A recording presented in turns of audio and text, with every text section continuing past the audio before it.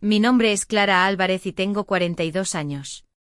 Jamás imaginé que mi propio padre, Guillermo Álvarez, me humillaría delante de 200 invitados en la boda de un familiar.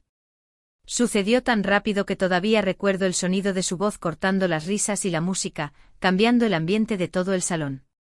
Estaba sentada en una mesa de esquina, intentando no llamar la atención, cuando se levantó con su copa de cava y pidió silencio.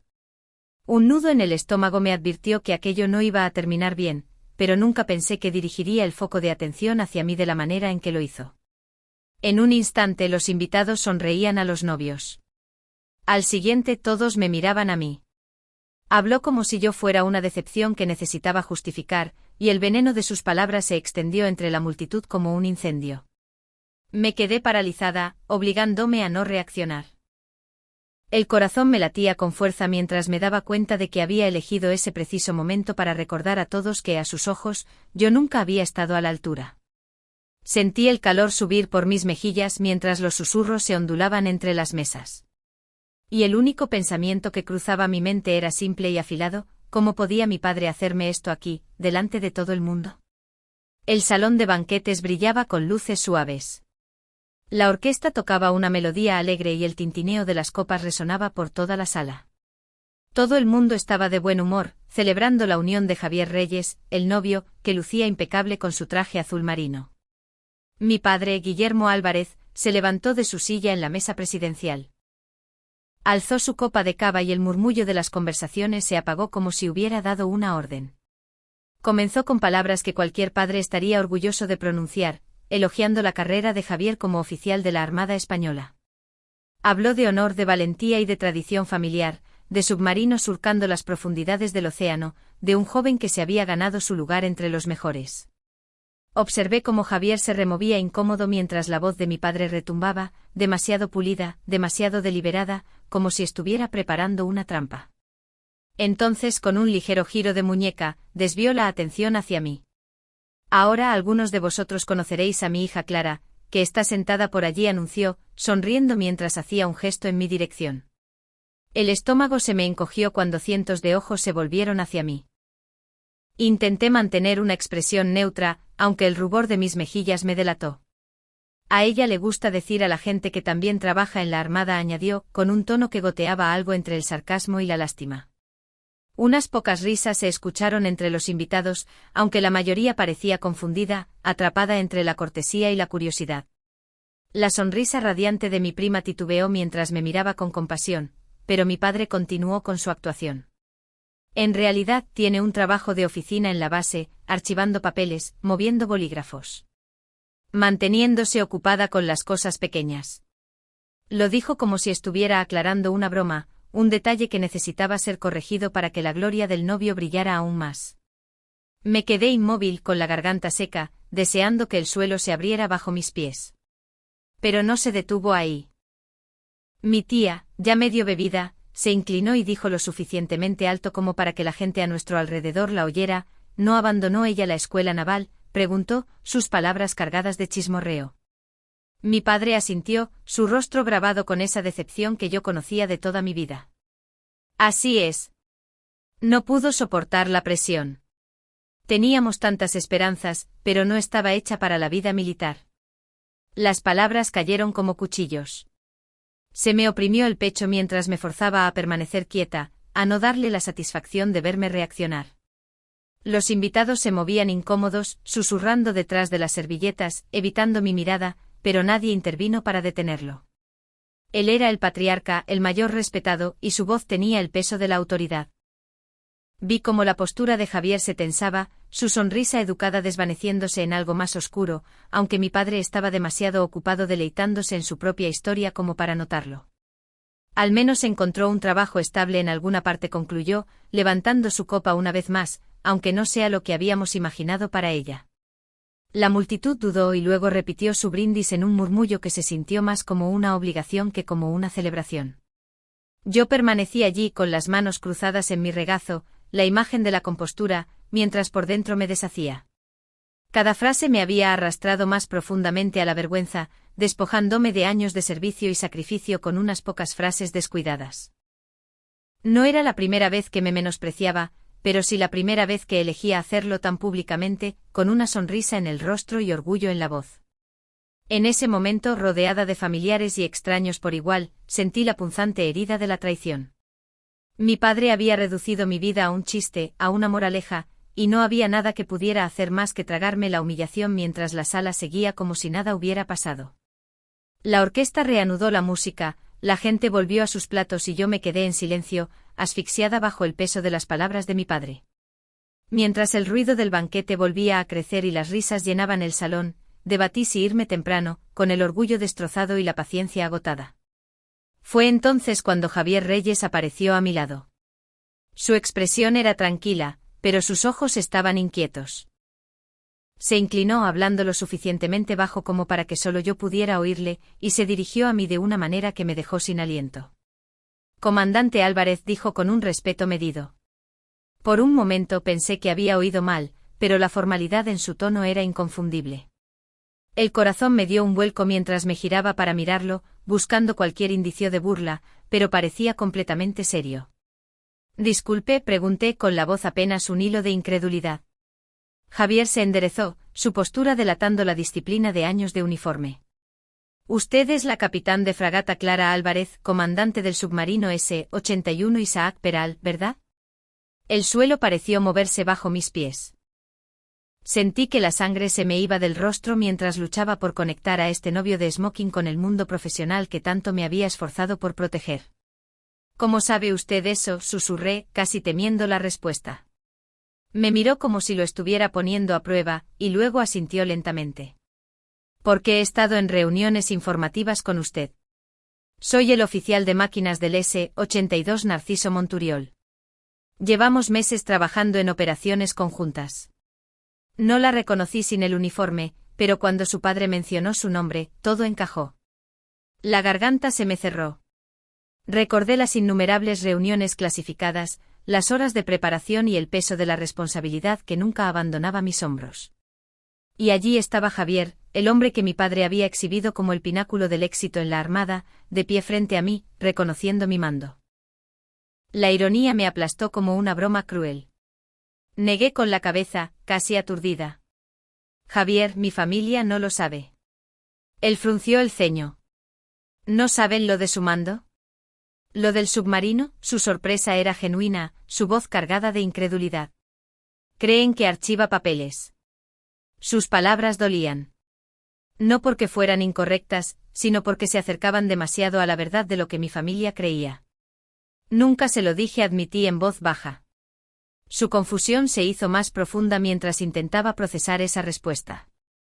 ¿Pero por qué?, insistió. Es una carrera por la que la mayoría de los oficiales darían cualquier cosa. Ha liderado misiones de las que la mayoría de nosotros nunca oiremos hablar. Ha ganado condecoraciones. ¿Cómo pueden no saberlo? Sus preguntas presionaban la herida abierta que había llevado durante 2 décadas. Volví la mirada hacia la mesa presidencial, donde mi padre se reía con otros parientes, completamente ajeno a la conversación que se estaba desarrollando. Porque mi padre decidió cuando yo tenía 22 años que era un fracaso, dije finalmente, con la voz más afilada de lo que pretendía. Cuando me gradué en la escuela naval, dijo que no duraría ni 6 meses. Cuando terminé la escuela de submarinos, dijo que nunca llegaría a teniente de navío. Cuando me ascendieron a capitán de corbeta, dijo que había tocado techo porque las mujeres no podían asumir el mando. Javier parpadeó como si le estuviera hablando en otro idioma. Con todo el respeto, mi capitán, eso es absurdo. Es usted una de las oficiales más respetadas que he visto nunca. Su insistencia solo apretó más el nudo en mi pecho. Esbocé una leve sonrisa que no llegó a mis ojos. No importa. No me creerían si se lo dijera. Lo llamarían una exageración o un ascenso por cuotas. Así que dejé de intentarlo. Me miró con algo cercano a la ira. No hacia mí, sino por mí. Su padre acaba de decirle a 200 personas que usted es una oficinista, ¿y no le va a corregir? La intensidad de su voz me hizo estremecer. Negué con la cabeza lentamente. No. Es más fácil así.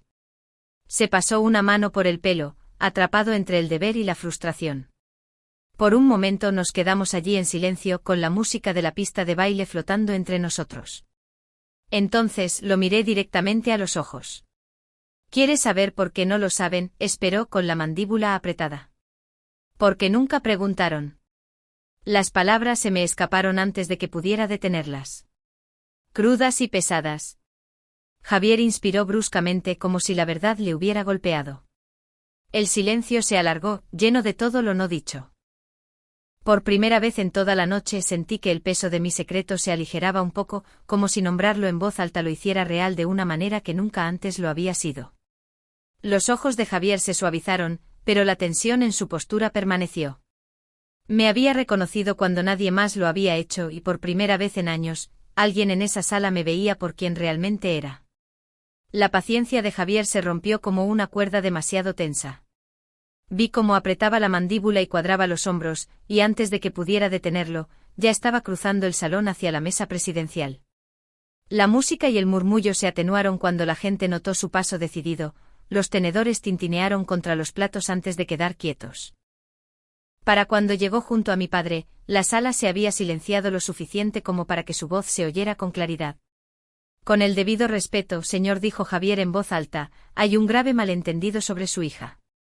Todas las cabezas se giraron primero hacia él y luego hacia mí. Mi padre parpadeó sorprendido, claramente sin esperar un desafío del mismo hombre al que acababa de alabar hasta el cielo. Su sonrisa vaciló, reemplazada por una confusión que rápidamente se endureció en una actitud defensiva. Javier no retrocedió. Clara Álvarez no es una oficinista. Es la capitán de fragata Álvarez, comandante de un submarino de la clase S-80. He servido junto a ella en operaciones conjuntas. La he visto liderar a marineros con distinción y valentía.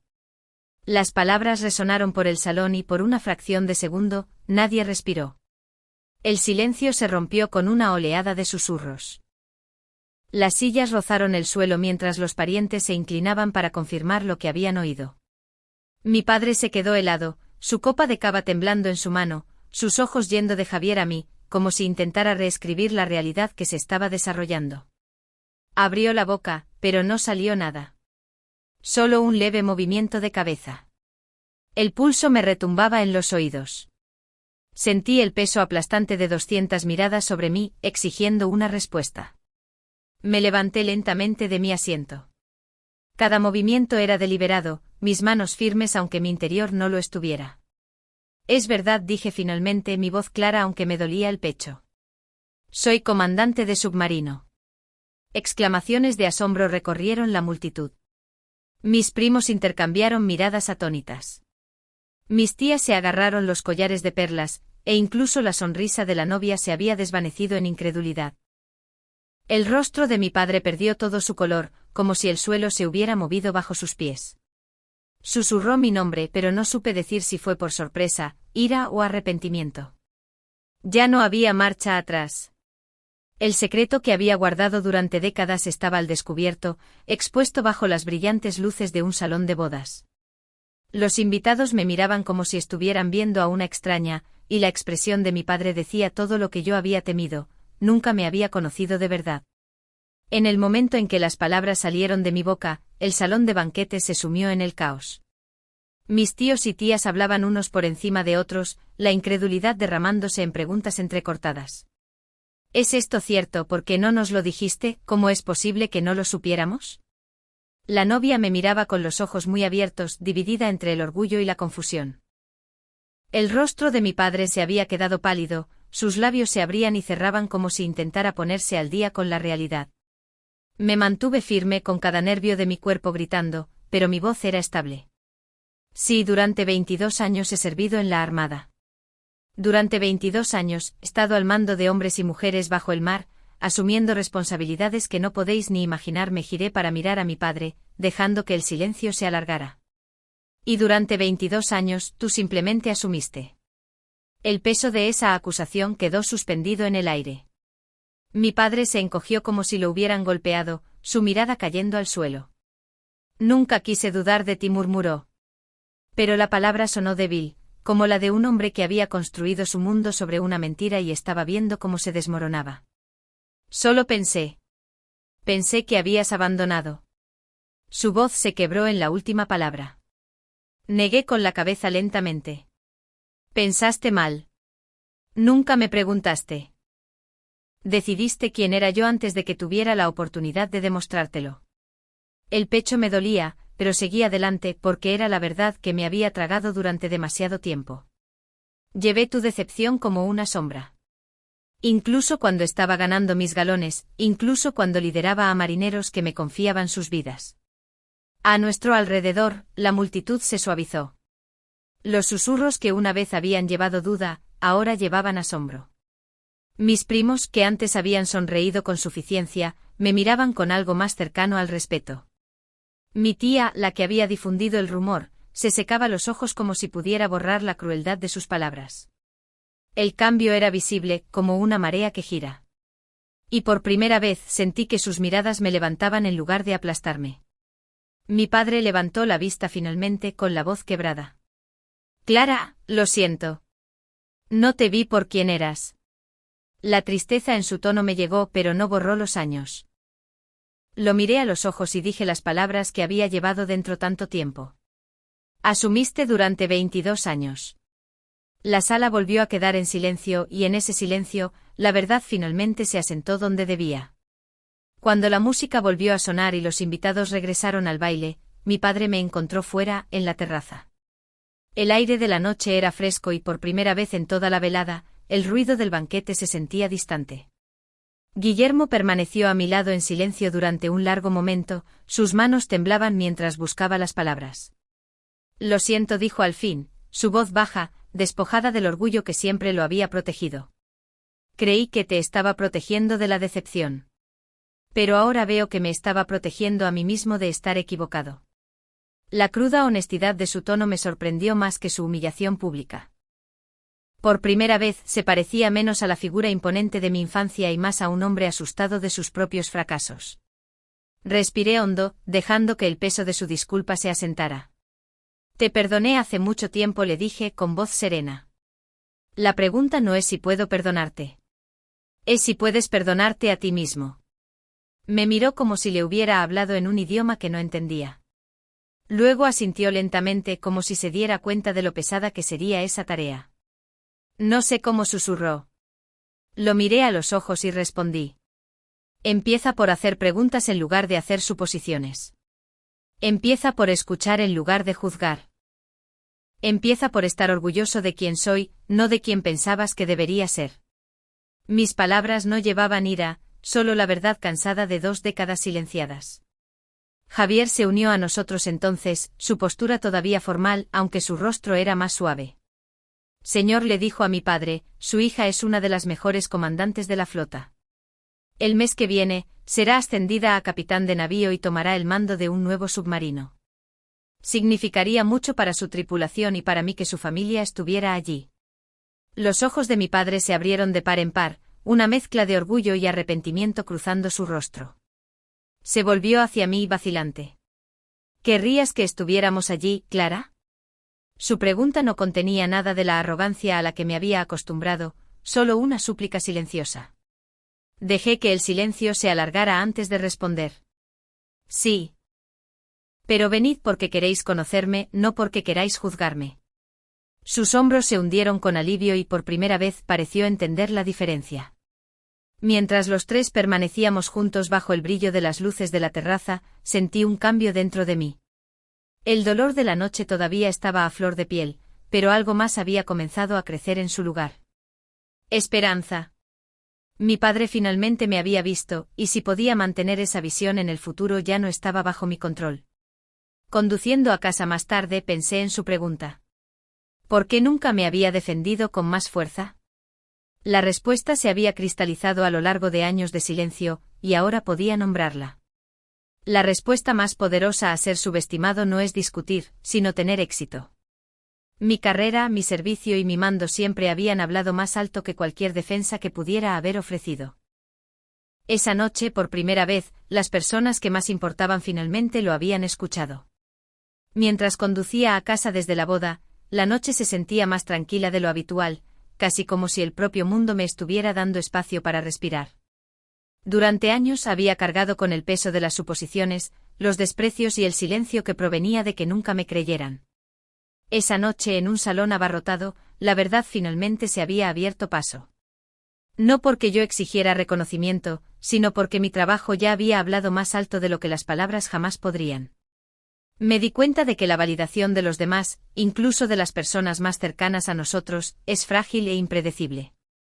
Lo que realmente perdura es el conocimiento de quiénes somos y la integridad con la que vivimos. El reconocimiento sienta bien, pero no puede definirnos, porque nuestro valor no depende de la aprobación de nadie más. La lección que me llevo es simple, pero poderosa. Cuando la gente te subestime, déjalos. No necesitas luchar por su aceptación ni doblegarte para encajar en su visión. Vive tu verdad. Haz tu trabajo y ten éxito en silencio si es necesario, porque al final, la verdad siempre sale a la luz.